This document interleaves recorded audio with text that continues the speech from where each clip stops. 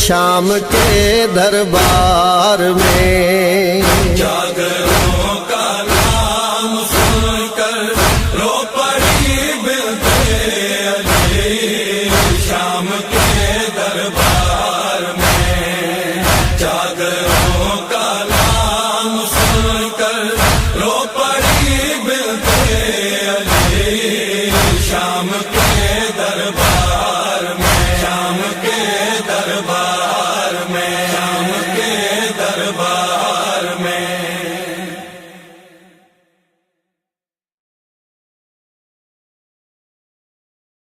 جاگروں کا نام سن کر رو پڑی بنتے علی شام کے دربار میں جاگروں کا نام سن کر رو پڑی بنتے علی شام کے دربار میں ہائے پردہ کہہ رہی تھی سیدہ کی لاڈلی شام کے دربار میں جاگروں کا نام سن کر رو پڑی بنتے علی شام کے دربار میں جاگروں کا نام سن کر رو پڑی بنتے علی شام کے دربار میں کرسیوں پر قاتلان شاہ تھے بیٹھے ہوئے سایہ دیوار میں تھے سب حرم لیکن کھڑے باوفا کو ڈھونڈتی تھی دختر شیر جلی شام کے دربار میں جاگروں کا نام سن کر رو پڑی بنتے علی شام کے دربار میں جاگروں کا نام سن کر رو پڑی بنتے علی شام کے دربار میں شمر دیکھا تو سکینہ سہم کر رونے لگی دور ہو جا شمر فیضا چیخ کر کہنے لگی خوف سے مرجھا رہی تھی باغ عصمت کی کلی شام کے دربار میں جاگروں کا نام سن کر رو پڑی بنتے علی شام کے دربار میں جاگروں کا نام سن کر رو پڑی بنتے علی شام کے دربار میں تشت میں بابا کے سر پر جب پڑی اس کی نظر اپنے زخموں کی رہی نہ پھر سکینہ کو خبر دوڑ کر بابا کی جانب لاڈلی بیٹی چلی شام کے دربار میں جاگروں کا نام سن کر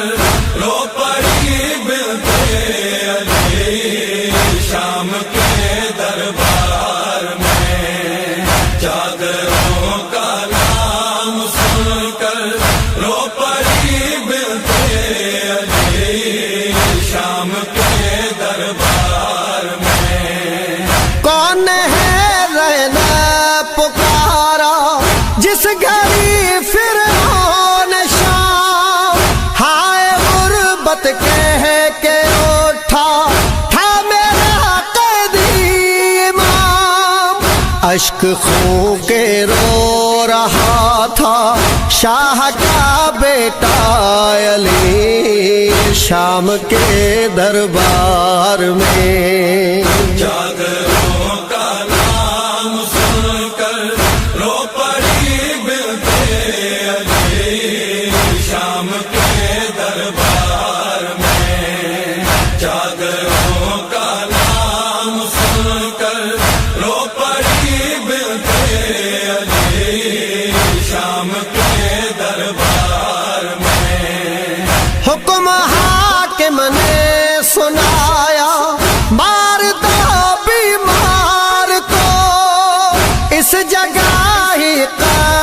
کر دو